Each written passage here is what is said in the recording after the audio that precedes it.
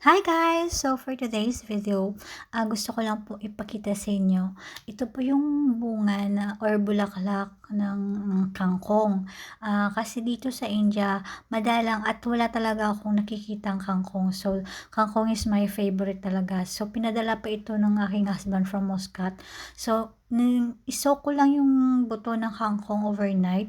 At ito po, na-prepare ko na rin po yung mga lupa na ating pagtatamnan ng nasok natin na buto overnight. So, as you can see, makikita nyo na mag-sprout na yung ating seeds kahit overnight lang natin siyang nasok sa tubig. Tapos, ito na po yung mga lupa na ating pagtatamnan ng ating kangkong seeds.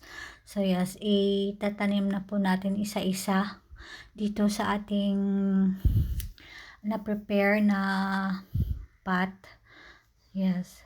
At sana magiging successful po yung ating pagtanim. Ayan, ito po nakita nyo nag-sprout na po yung ating kangkong seeds. So, yun, naglagay na ako nung dito butas para ilagay yung ating nasok na buto ng kangkong.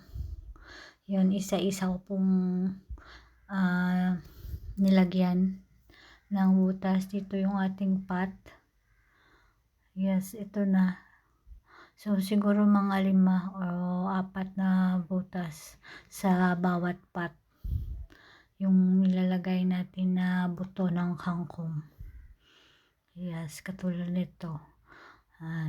Kasi paborito ko talaga ang kangkong guys, and it's very nutritious. It's rich in vitamin C and iron. Kaso lang wala kang makikitang kangkong dito sa India, sa Kerala, dito sa aming area. Siguro mag-order ka online, ganun din, buto rin. Pero hindi ko kasi nakita sa mga vegetable market nila na meron silang kangkong dito. Meron silang ibang gulay, pero alam niyo naman, masarap talaga yung kangkong. Kahit na i-adobo mo, igisa, or steam, i-blanch, yan. Perfect pair talaga sa mga pritong isda. Ever since, mura doon sa atin sa Pinas yung kangkong. Dito, hindi ko alam bakit hindi sila kumakain. So, yun na guys, nilagyan ko na ng buto, isa-isa.